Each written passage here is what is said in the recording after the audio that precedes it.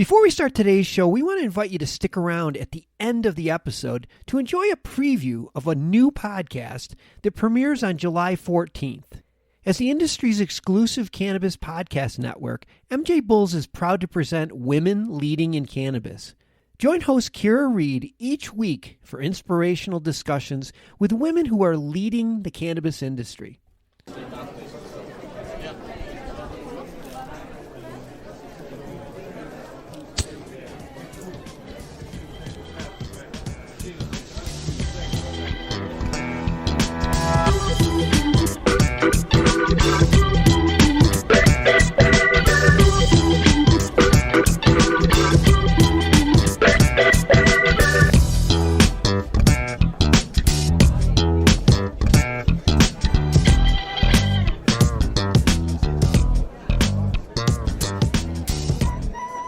Hello and welcome to the Deadhead Cannabis Show, everybody. Jim Marty here. For a change, I'm face-to-face with my partner, Larry Mishkin here. We're at the Hoban-Law offices in Denver, Colorado. How you doing, Larry? I'm doing just fine, Jim. Always a pleasure to see you and to be in Colorado. Thanks to Bob and the gang here for giving us some office space and allowing us to tape the podcast today. We got to get him on one of these days. He was just at Playing in the Sand and sent me some good reviews about it. It's nice to get out in Colorado and kind of be at the heart of where things are and have a chance to see everybody out here. We've kind of teased this before on some of our prior podcasts, but today's a really special show for us. And whereas a lot of our guests up to this point have primarily been people involved in the marijuana industry and all very good guests, we do have a second side of our show, and that's, of course, the Grateful Dead component of it. And today we are very, very lucky to have with us on the show a gentleman named Jay Blakesberg. Jay is, among other things, the official photographer for the Dead, works with other jam bands, is probably as close and tight into the scene as anybody, and we're just thrilled to have him. Jay, thank you so much for joining us today. Thank you for having me. And I also just got back from Playing in the Sand. Oh, okay. So now I heard it from him, and now I'm hearing it from you. Was it as good as my partner told me it was? Yeah, it was super fun. New resort, new venue. So CID's, trying to figure it all out, but they are incredible hosts. Our friends at CID Entertainment and CID Presents. They really, really know how to take care of their customers. They're because everybody at Playing in the Sand is a VIP. And they take really good care of us, and they make sure that we have everything that we need. Everybody has a lot of fun down at Playing in the Sand. So I've only been back for 3 days now. I guess this is day 3. Back into, as the kids say, IRL in real life. We've left fantasy land of Cancun. All right. What was some of the musical high points of Playing in the Sand? There were actually many musical high points of Playing in the Sand. They played really solidly all 3 nights. There was a great help slip, St. Stephen. I think they ended out the show later that night with the Franklins. They sort of did a little bookend where they opened up the first night with a Not Fade Away, and they finished the last verse of Not Fade Away as the encore the last night.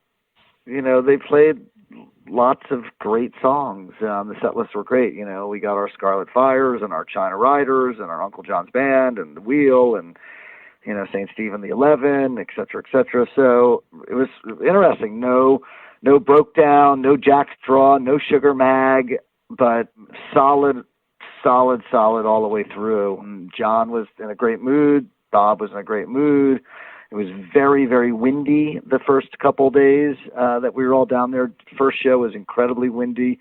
Second show was very windy, but not incredibly windy. And then the third show, the kind of wind finally died down, and we got a little bit of a breather from that intense, 20-mile-an-hour wind constantly blowing. But it was great because it was blowing Bob's hair, and it made him look like Moses, getting ready to throw the tablet down to the masses below.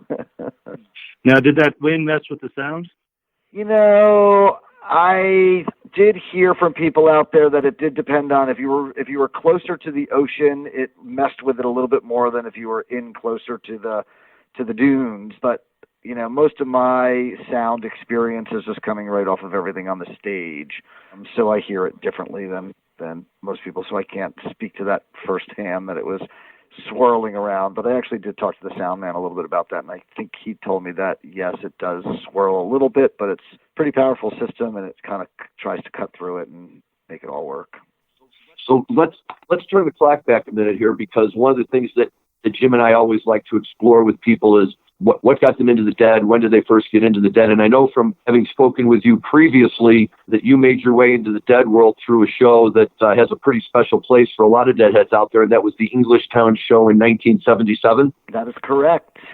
You typically get turned on to music at that age. I was 15, by an older brother or sister, a neighbor, a friend who might be a year or two older, and you sort of gravitate towards, what they're listening to. But I also truly believe that most Deadheads and jam band fans are kind of born with this little strand of psychedelic DNA that sort of predisposed us to like wanting to have that kind of experience, musically and culturally and with other like-minded weirdos. And also in the 1970s when we were teenagers, we pretty much lived for sex, drugs, and rock and roll, and the Grateful Dead scene sort of fit the bill. So it was a good thing to look forward to that experience. And you pretty much had your drugs, and the rock and roll was in front of you if you bought a $7 ticket, and you hoped and prayed that you had to get some sex. But but that's it was a pretty simple mentality. We didn't have the internet to teach us how to live our lives back then. We had to figure it out on our own. But yes, I had an older sister, and I was 15 and she was 17, and she took me to Englishtown, and it was the first Grateful Dead concert for many, many East Coast Deadheads, or Northeast Deadheads, and 100,000 plus people and 105 degrees, and contained now as a Dick's Picks. I believe it's number 15. Is that correct? And truly, truly, truly one of the most epic shows. There were so many great moments in '77, and this is obviously later than the highlight of the May '77 year. But back in October. So one of the reasons we're on this podcast right now is because also I have a new book that just came out in the fall called Jerry Garcia's Secret Space of Dreams. And when I was in New York in the fall, doing some promo for that with Sirius XM, they let me do like a little Jay Blakesberg guest DJ, and I told stories about specific shows and the photos that were in the book, and then played music. And I said to them, can I close out my show with the He's Gone, Not Fade Away from Englishtown? And the audio tech for the Grateful Dead channel, a great guy named Andrew Brass, pulled it up in their system and looked at it and said, it's 40 minutes long. And I said, I do know it's 40 minutes long. And it's truly a legendary He's Gone, Not Fade Away. And the jam in between those two songs is just next level. Goosebumps, hair raised on the back of your neck. Gotta just groove to that. It's just truly, truly remarkable. So yeah, Englishtown, boom, done. 15, life-changing. Did you take pictures at that show? No, I did not. I think there was an Instamatic somewhere in our camp, because there's a picture of me sleeping on the ground during the day in the 100-degree heat with a bong on my chest. The only known photo of me at Englishtown. So, yes, more on Englishtown. Certainly I've listened to that show many times, and 77 is a standout year for the Grateful Dead, and a lot of people say it's one of Jerry's best years, if not his best year. But some of the things that you hear about Englishtown was that it just jammed up the roads for miles around. They were not set up for 100,000 people. They weren't even set up for half that amount. And so people had to walk for miles and miles to get to the show. Can you fill us in with some of your first experience? Well, I was 15, and that would be, 4 score or, 2 score, I guess, as a score 20 years. I know we parked. I know we walked. I know there were people selling parking spots in their driveways. I know it was hot. I know that probably every single ounce of beer in the convenience stores in that town were sold out. I know we got in early. I know we got a spot that was not too close, but not too far. I think we were, before any of the delay towers, and so maybe 100 feet back or something. I didn't really know a lot of the Grateful Dead repertoire at that point. I certainly knew when Truckin' was going on that that was a hit song, the new hit song by the band the Grateful Dead, Truckin' off the record American Beauty. But it was also a live radio broadcast on WNEW, which was the big New York station at the time. So that tape, that soundboard tape, circulated for many years before it became a Dick's Pick. But the one thing about it is that they cut the broadcast before the encore, which was Terrapin. So nobody really heard the encore. I mean, if you were a taper and had an audience version of it, but the soundboard tape off the radio, and, back in those days, everybody would, tape live concerts off the radio because that stuff was rare, right?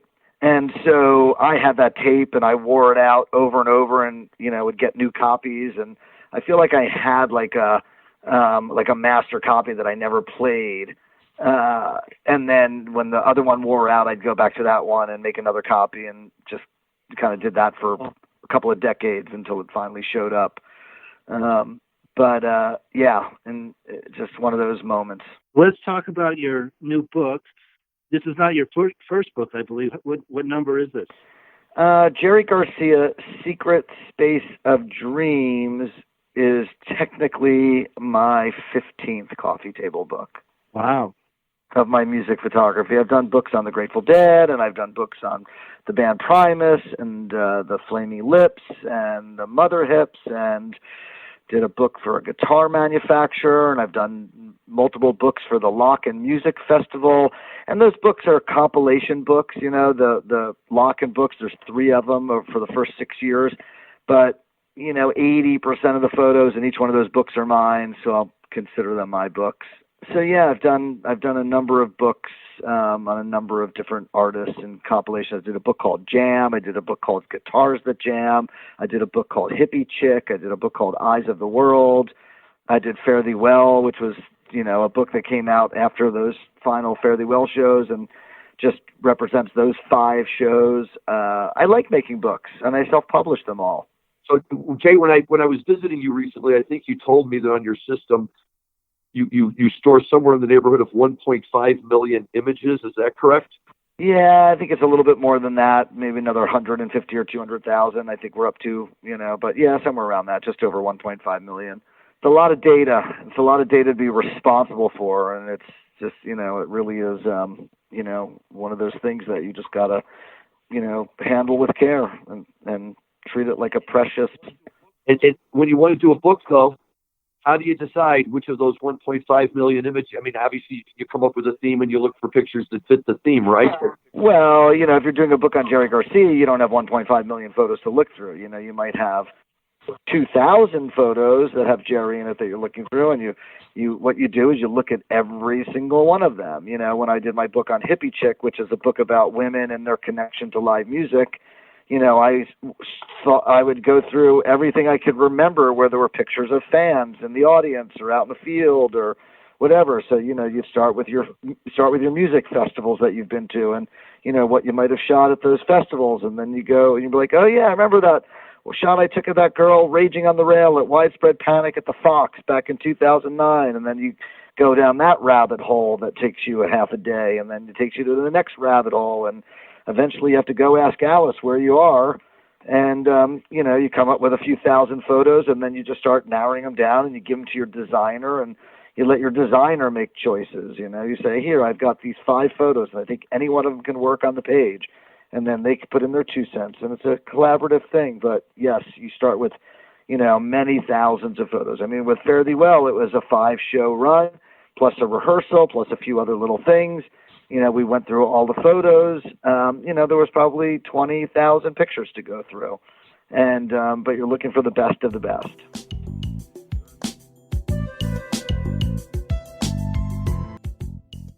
So a question on how you were able to make such a long and successful career out of this. Between 1977, your first show, when was it that you were able to cut the cord to become a full-time rock and roll photographer? Did you ever have a day job? Yes, I did have a day job. I think my last day job was in the late 1980s. So I first photographed the Grateful Dead in 1978. I first got paid money for my photography in September of 1979. I was paid $7.50 a piece for 2 photos, $15 total for 2 photos of the Grateful Dead that ran in a review of the Grateful Dead at Madison Square Garden from the January 79 shows. And I was 17 years old. I didn't really start making money as a photographer until I moved to the Bay Area. And I'm going to say that was around 85 or 86 that I started making just a little tiny bit of money. But, we're talking about I think I still had a job in 86. I worked at a small video production company doing corporate type training videos and stuff like that. I believe it was in 87 that I actually cut the cord and quit my job and became a freelance photographer. And I feel like my first year as a photographer, I made about $9,000. That's not what I made. That's what I grossed. I had expenses out of that. So I was what you would typically call a starving artist. I lived in a big house in Oakland with 6 or 7 roommates, and rent was $135 a month. And, we put in $10 a week each for food, and we ate communally. And I took every single little shitty, crappy 2-bit job that paid $100 or $200 or anything anybody wanted to give me to take pictures, and just kept doing that. But I think that my biggest driving factor was fear. I didn't know any other thing that I could do in my life. I wasn't the kind of guy that was going to go back and become a lawyer or an accountant like my father and my brother, or anything like that. All I knew how to do was photography. And so I worked my ass off because I didn't want to have any other kind of job. And, I was also, out of prison at that point, just for a couple of years. I was in jail in 1983 for possession of LSD with intent to distribute. And I knew I didn't want to go back to jail. And so, selling drugs wasn't an option. Now you guys all sell drugs legally, or at least pot, Right. But, back then, even that could put you in jail for 10 or 15 years. And so, I worked as hard as I possibly could and started showing my photography to different magazines and record companies. In 87, I got my first assignment from Rolling Stone magazine, shooting the free U2 concert in downtown San Francisco. You can see it in Rattle and Hum, the movie. And, since then I've done over 300 assignments for Rolling Stone magazine, and started getting work probably by 88, 89. I was shooting for BAM magazine, which was a Bay Area music magazine. Started shooting covers for them, I think, in 89. My first one was Camper Van Beethoven down in Santa Cruz. Started getting assignments from Guitar Player magazine. I think I shot my first cover in it's either 89 or 90, and that was with Michael Hedges, the late, great Michael Hedges. So I was a working photojournalist, and by, also at that time, the late 80s, 89, 88, 89, 90 was the birth of alternative rock. And, I couldn't make a living just shooting the Grateful Dead because the mainstream media really didn't care about the Grateful Dead. Yeah, they cared a little bit about Touch of Grey for a hot minute. And I got an assignment here from Rolling Stone and an assignment there that revolved around the Grateful Dead. But, in general, I was out there shooting bands like Soundgarden and Jane's Addiction and the Pixies and Nirvana and stuff like that, because those are the bands that magazines were interested in pictures of and that would actually pay me money. So that was sort of the beginning of my career. It really, really started in 86 and 87 in terms of getting a lot more assignments and getting people to pay me, instead of $200, $400 or $500 to shoot something. And, by the, mid-90s, I was shooting a lot of, big advertising jobs and some corporate stuff and .com stuff here in the Bay Area that was exploding. And, all of a sudden people are starting to pay you $2,000 a day and $5,000 a day and $10,000 a day. And that stuff doesn't really exist anymore. Like that whole business sort of disappeared for a number of reasons, but, let's just say that, technology is the great disruptor. And, technology has disrupted, the photography, film, and music business probably more than any other industry. Obviously, computers and whatnot, but, and so, everybody has a camera in their pocket, and we live in a world of mediocrity created by social media. And so if somebody can pay somebody $200 for a crappy photo instead of paying somebody $2,000 for a really good photo, they might just settle for that crappy photo for $200. So it's sort of decimated in the industry. So, I appreciate your comment on the fear factor. As somebody who's been self-employed since I was 26, Fear was always a great motivator for me because I also never wanted to be a corporate accountant or work for a big accounting firm. But sort of a personal question, did you wear earplugs, and how was your hearing today, being that close to all those speakers?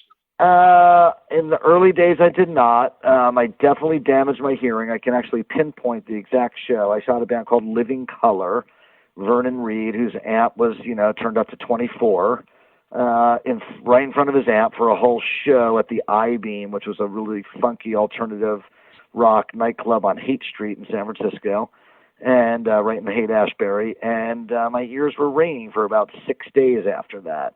I have worn earplugs on and off over the years since then, for many, many years, mostly on. And that's because I was aware of the fact that I was ruining my hearing, and I was up close to a lot of these artists. But, you have bands like Dead & Co. today, and their technology and their sound system, which is, Meyer sound speakers and ultrasound. It's funny, back in the days of the Grateful Dead, like, you could be at a Dead show and the volume was absolutely perfect standing in front of their stack of speakers, which again were Meyer sound speakers and ultrasound speakers. And you could probably even talk to the person next to you, but you weren't like talking, saying, the music's not loud enough. It was perfect, but they knew how to control it. And the technology that the speakers had achieved, and I really don't, I go to a lot of concerts and I listen to a lot of stuff, and I truly believe that Meyer sound systems are the best sounding sound systems, because you can be in front of a Meyer sound system and you can listen without earplugs right in front of those speakers, and it's still pushing out a high enough volume. I was not right in front of the speakers, but I did see the shows on December 27th and 28th at the LA Forum, and that sound was absolutely pristine sound. Yeah, I mean, the Grateful Dead have been using Meyer speakers for decades, and they know how to use them. Their sound guy, Derek Featherstone, is incredible. So anyway, like, I remember being at a music festival, and they did not have a Meyer sound system, and they were just pushing it out, and it was so loud that it was punishing for everybody that was in the front, because they felt like they had to push it so hard and so loud for it to reach the back of the festival. And it's just like anybody that was in the first 100 feet literally was being punished, like, sledgehammer to the forehead loud. Anyway, but no, my hearing is it's been touched, it's been compromised, but I still think that I'm okay. I have a hard time in, like, loud rooms with a lot of people chattering and different situations. If I'm not facing somebody, or if somebody's like standing in front of me and we're walking and they're talking facing forward, I might not be able to hear them, things like that. Hey, Jay, what opened the door for you to really get into the role that you now currently have with the Dead? When did that happen, where you kind of joined the family, as it were? Well, I mean, I really didn't start really working for the band until, till the end of the Grateful Dead. I mean, the first time that a Grateful Dead band member paid me money to photograph them was in 1990. I did some portraits of Bob Weir and Rob Wasserman, because that's when they were first forming the Weir-Wasserman duo. And so I was working with Rob Wasserman, who was making a couple of different records. I think he was working on trios at the time. And when Weir said, let's start this little acoustic duo thing, Bob and Rob, Wasserman's manager said, hey, Jay Blakesberg can do the publicity photos. And they were like, sure. And so right after that, then Bob needed a photo for a children's book that he wrote with his sister. He needed an author photo. I did that. He did a second children's book with his sister. I did an author photo for that. So I just started doing a lot of stuff with Bob, and then eventually I connected with Mickey's people, and Mickey was working on a Planet Drum type thing with Baba Olatunji and Zakir and Giovanni Hidalgo and Armando Perazza, and so Mickey hired me for that. But it really wasn't until post-Jerry that I got hired by the guys in Fish, when they were doing a run with Phil at the Warfield, when it was Phil and Friends with Trey and Paige. Oh, right. And that's when I really met Phil and became friends with Phil and started doing all this work with Phil, and then I was doing all this work with Bob, and then, they did the other ones and they needed a publicity photo and they called me. Was that when Phil first came back after his surgery? I don't remember if it was. It was in April of '99. I don't actually remember if that was right after that or what the timeline on versus his liver transplant. But anyway, yeah. So and then when the core four guys Bob, Billy, Mickey, Bobby, Phil would get together. Grateful Dead Productions would hire me because I was a professional photographer, and a lot of people that came and went through that camp, maybe they said they were professional photographers and maybe they had a real camera, but they didn't know how to do studio lighting. They didn't do studio portraiture. I mean, the guy that did that for the Grateful Dead for the longest time was Herbie Green. And Herbie had moved to the East Coast, and so, it wasn't like we're going to fly in Herbie to do a shot of the other ones, or Further, or Phil and Friends, or, whatever it might be, Seven Walkers, and I just sort of became the default guy because I was still there, It's funny, I did an interview earlier today with Big Steve Parrish for his Sirius XM show, and we were talking about the same exact thing, that, it was sort of like the last man standing, and they liked me and they could trust me, and so I became that guy that could, they had needs and I could fulfill those needs. Those needs were to get good publicity photos, and I was able to take those good publicity photos, and I was trusted by them, and they knew me and they liked me, and they knew they could have me around, and I wouldn't go bad on them, and could get the job done and be creative. And so that's sort of how I fell into that role post Jerry. Very, very interesting. And you talk about that skill set of lighting and studio portraits. Were you self-taught, or did someone teach you that? Did you go to school for it? I am self-taught, yes. When I first started shooting back in the 80s, at first I was mostly just a live concert photographer, like a lot of people still are today. It's actually interesting, with the advent of the digital camera, everybody just is like, yeah, I just, shoot with a flash on my camera. Nobody takes the time to really learn, or at least a lot of concert photographers. But when I would open up a magazine like Rolling Stone magazine, a band would be on the cover. It'd be a portrait. You'd open up to the story, and there'd be another portrait of the band. That would be the lead photo. And then you flip the page, and then there'd be like one small live shot of the band, right? And those live shots from Rolling Stone or whatever magazine it was paid maybe $150 or $200, whereas a cover shoot might pay $1,500, $2,500, $3,500. And I was like, okay, so if I'm going to actually make a living, I need to learn how to shoot cover photos. And if I'm going to shoot cover photos, I actually need to learn how to do studio lighting. So I went out and bought a really small little off-camera flash strobe on a light stand. And I said, okay, if I plant my light stand here and point it in this direction with this type of diffusion on it, what happens? If I move it over here, what happens? If I add a warming gel to it, what happens? And I just started experimenting and shooting everybody that I could and every band, and made a lot of mistakes, and eventually taught myself how to do a really good job lighting people. And it's all about shadow and highlights and drama, right, to bring out the essence of, the person sitting in front of you, as opposed to just like a flatly lit, boring photograph of somebody just sitting there. And so, yes, I am self-taught. Absolutely fascinating and so insightful. And we want to be respectful of your time. So as we sort of come to the end of this time slot, I'd like to open it up a little bit, because this is the Deadhead Cannabis Show. What about your relationship with marijuana? For me, it just feels so good today that I can travel and not be worried about being arrested. If I'm flying from one state where it's legal to another, I'm comfortable flying with it, a little marijuana with me. What is your relationship then, or do you still enjoy it? The last time I smoked marijuana was in 1981, so that would be 39 years ago. No, I accidentally ate some chocolate chip cookies backstage at a show, not a Dead show, but something else, and got really messed up. I think that my daughter forced me to take a couple of hits of marijuana in Amsterdam a few years ago, and I think I was lying on the ground in the hotel room, passed out about 20 minutes later. No, I don't smoke pot. I have no interest in it.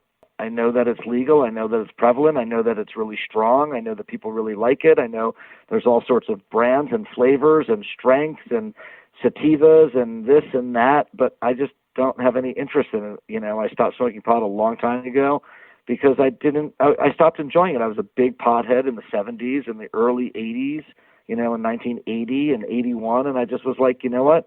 I just am not enjoying this, and I stopped. And, that's just me, more power to you. But on the other hand, I have a number of friends that are big pot growers, and I've been to their farms, and I've photographed plants that yield 10 pounds of killer pot in Southern Oregon, and I like the art, and I like the smell of pot that's fresh. I like that smell of good pot, but I don't smoke it, and I don't have any interest, and I don't vape, and I don't take edibles, and I have done some, negative THC, CBD just to see, put some salve on my arms or my back. But I think it's great that people can rely on that, because I know there are medicinal uses for it that are very helpful to a lot of people, people that are dying, people that have cancer, people that are doing treatments, chemo treatments, nausea. I joke, I have friends that are in the delivery business and the growing business, and I joke with them all the time that, they're just a bunch of dope dealers, but, it's all good. I have no problem with it. All right. Well, thank you very much for these very personal insights. I think Larry has one more question for you. I do. First of all, Jim and I were talking about this before we started. And, the problem with this kind of an interview is that there's so many things we want to ask a guy like you that we just can't possibly get to all of them. So one of the things we're hoping is that we can possibly have you on again in the future. Sure. If you think there's more to talk about. But let's talk about my book a little bit, because we never even got to that. And then how about if you finish your last question? Let's hear about it, please. So in the fall of 2019, I put out a book called Jerry Garcia's Secret Space of Dreams. And John Mayer wrote the foreword for it. And it's an incredible, incredible essay that he wrote. I knew that it would be a little bit controversial, and there's been one or two people that have said, John Mayer, what's he doing writing an essay or a foreword for a book on Jerry Garcia? But when I asked John to write it, I said, I'm looking for you to write a foreword from the perspective of a guitar player, a very successful guitar player, a very talented guitar player, and also someone who's now playing these songs on a regular basis, and these songs are important to him and what they mean and what they do and what they mean to the fans. And so John wrote an essay, sent it to me. When the book came out, I gave him a copy of it backstage at the Garden, maybe it was. I can't remember. Halloween. Could have been somewhere sooner than that. I don't remember. But anyway, I gave it to him. He said, oh, great. I can't wait to read the foreword. I want to see if it's going to make me cry again, because when I finished it, it made me cry.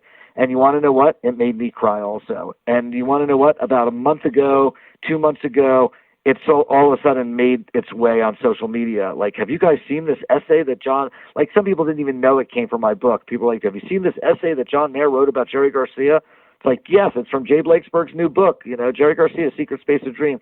And it is just truly unbelievable. David Gans wrote the introduction for the book, longtime historian, Deadhead.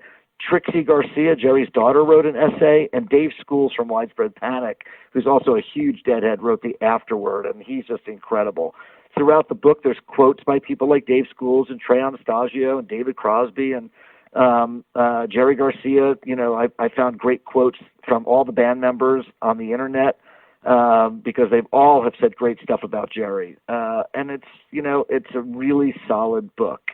I'm proud of it. I think the photos are great. I think that the response has been phenomenal. I'm going to say that pretty much everybody that's seen it loves it.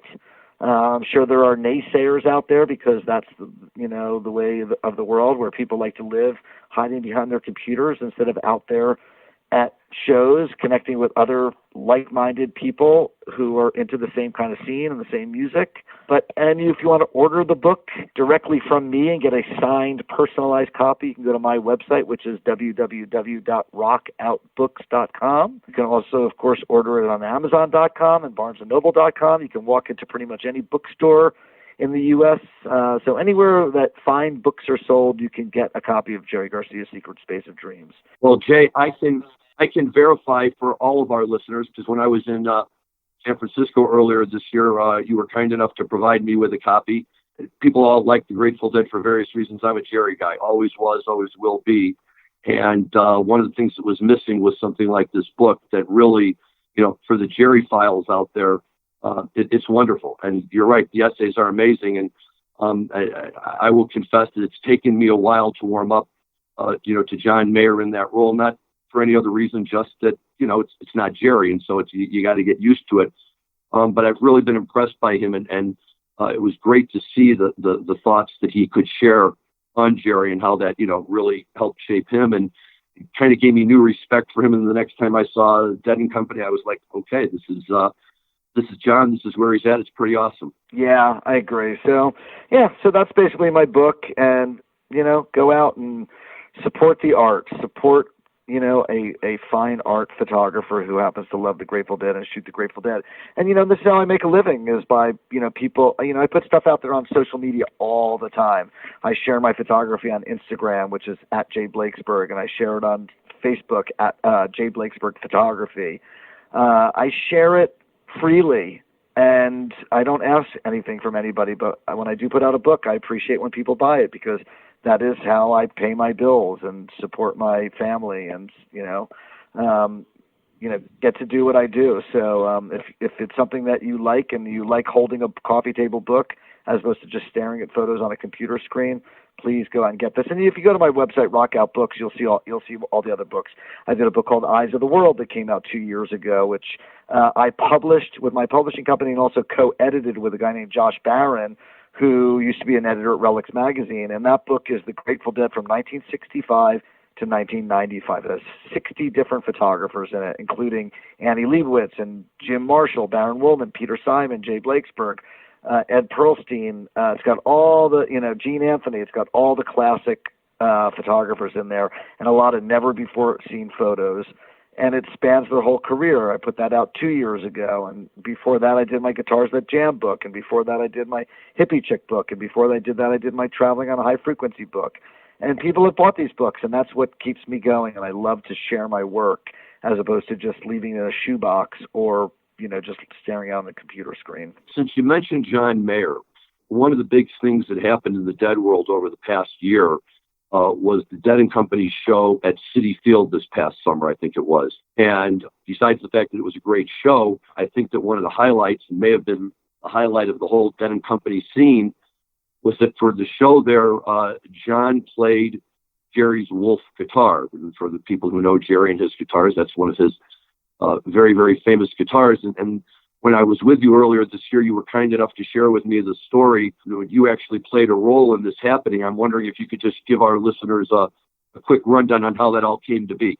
Sure. So in August of 2017, 4 of Jerry's primary guitars, Wolf, Tiger, Rosebud, and Travis Bean, that's the one he played in 77 with all those legendary shows, were all on display at Red Rocks for the Jerry Garcia 75th birthday celebration. And when I was at that show, I said to John, hey, do you want to check out one of these guitars? You want to hold it? You want to play it? You want to get a picture with it? And he's like, no. I'm like, I can bring it to your dressing room and nobody needs to see you doing it. He's like, no. He was very, very sensitive and very self-aware of his place in the script. And, he was still earning the trust of Deadheads 2 years into the band at that point, and he just didn't want to do it. Fast forward to this past March of 2019, John called me and said, I've been having this idea that maybe I should try and play Wolf at a show or maybe on a whole tour. And I know that you're the guy that can make it happen. And so Wolf is owned by a guy, a tech company owner on the East Coast. And I happen to be friends with that person, but I'm better friends with the guy who's his best friend, who is what we call the Wolf Handler. And that guy's name is David Meerman Scott. David's a very famous author, writing and talking about social media and how it affects all of us. And so I called David immediately and said, John is interested in playing Wolf on the summer tour. And David said, ooh, that's great, but in about 10 days, Wolf is going to go to the Metropolitan Museum in New York for this big rock and roll musical instrument exhibit. And I said, okay, but also John said he won't play it on tour unless he can play it in advance, because he can't just go cold and say, bring it to the show, bring it to the tour. He's got to try it out. And Wolf just happened to be in San Francisco. So I was on the East Coast doing a book tour, actually, and I arranged for Wolf to get on an airplane and fly down to L.A., and it was brought to John. And the other thing is that John was getting ready to leave to go on tour with his band 3 days later in Australia. So we had about 3 days to make this happen, and then a week after that it was going to go to the museum and be locked in a glass case for 6 months. So we got the guitar down there. John played it. He freaked out. He called me on the phone later that day. I was driving from Macon, Georgia to Atlanta, Georgia, about 10 or 11 o'clock at night, my time on the East Coast. So he was in L.A. And he was just freaking out. And he said, let's do it. And so David Meerman Scott got permission from the museum to let it go, got permission from the owner to let it go. And then it was getting very complicated. Again, John, very, very self-aware individual. He's like, you know what? I don't want to play this on the whole tour because I don't want that much attention on me and the guitar because it's about this band. It's about Bobby. It's about Billy. It's about Mickey. It's about Oteil. It's about Jeff.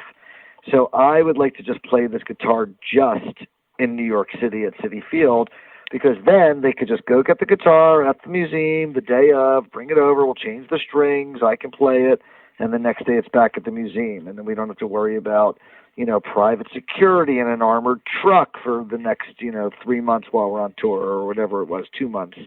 And so we all thought that was a great idea. We got the museum to sign off on it. And it was brought to John at Citi Field. He grabbed it, went into his dressing room. He noodled around with it. We took some photos. And he came out and he crushed it. And we kept it a really, really good secret. Very, very few people knew that this was going to happen. And after the whole deal was sort of put in place and everything was locked down and set in stone, we went out. At that point is when we started telling all the band managers. Now, John had asked the band, Bob and Billy and Mickey, what they thought, way back in March. And they were like, yeah, sure, no problem, whatever you want to do. Like, they were just fine with it. And so a few weeks, 3, 4, 5 weeks, 6 weeks maybe before the tour, I started letting the band management know because they needed to be in on it. And they were about the only ones that know. And I'm sure you know the story about, Bobby's manager, Matt, who helps with all the set lists every night. And I wanted him to know because I wanted him to write, specific songs into that set list. And my only suggestion was Morning Dew. And he's like, oh, yeah, I'm already on that. Without a doubt, that's going to happen. Because he wanted to hear John Mayer on Wolf guitar play Morning Dew also, just like I did and just like I knew everybody else would. And so he put that on the set list, and that's how the show ended. And John just absolutely crushed it. And I have the photo of those peak moments at the very, very end of the song. And I think that everybody was pretty damn excited by the whole thing, including John and including the fans. And that was it. That was John Mayer playing Wolf at Citi Field with Dead & Co. on June 23rd, 2019. And I've, of course, heard that and seen videos of it, but how did it sound up close? Amazing. I was on the stage right in front of John, right next to Jeff's piano, for that Morning Dew, for that last solo. It was incredible. And one last question, and maybe you don't know, but you talked about an armored truck. What do you think Wolf is worth? It's worth whatever somebody's willing to pay for it, like any asset like that. But I believe the guy who bought it, the guy who owned it before that was a guy named Dan Pritzker. And Dan bought it, I believe, for just under $1 million, whenever that was. I don't know how many years ago. And Dan let Wolf out to play. Chris Robinson played it. Neil Casal played it. Ryan Adams played it. There was a bunch of people that played it over the years. And then he decided to sell it and donate 100% of the proceeds. He didn't even get his investment back. He donated the 100% of the proceeds to the Southern Poverty Law Center. I don't know if you know that. And so they put it up for auction, and I believe it sold for $1.4 million. And with all the fees and everything and percentages and auction house stuff and so on and so forth, I believe it came out to 1.7 or 1.8, somewhere in that range. I'm not exactly positive. If it went up for auction tomorrow, would it sell for that much money again? I think so. Would it sell for more? Maybe. Hard to say. But, that's what it sold for. And so what's it worth? I don't know. $1.7 million, I guess. Well, once again, thank you for your generous time with us this afternoon, this evening here in Denver. And I think we'll go ahead and sign off. Yeah. Jay, thank you so much.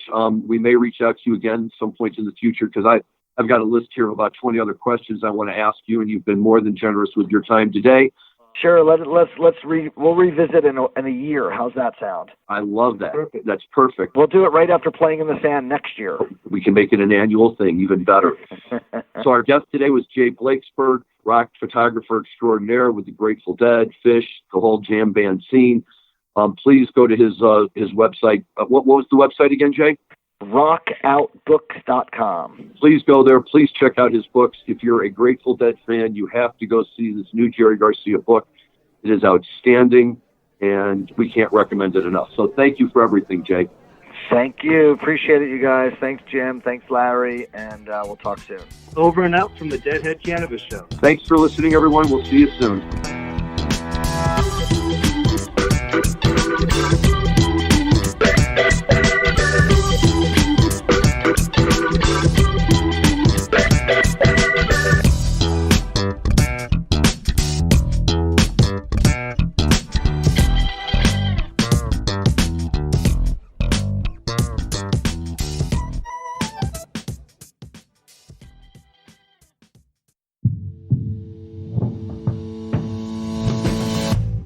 Tell me, boy, you make me so bored. You need to walk the other way. I tell you once more. Please get out of my way. I don't want you no more. We're done here, boy. I know you think you're so fine, but you can't see it. I've been wanting to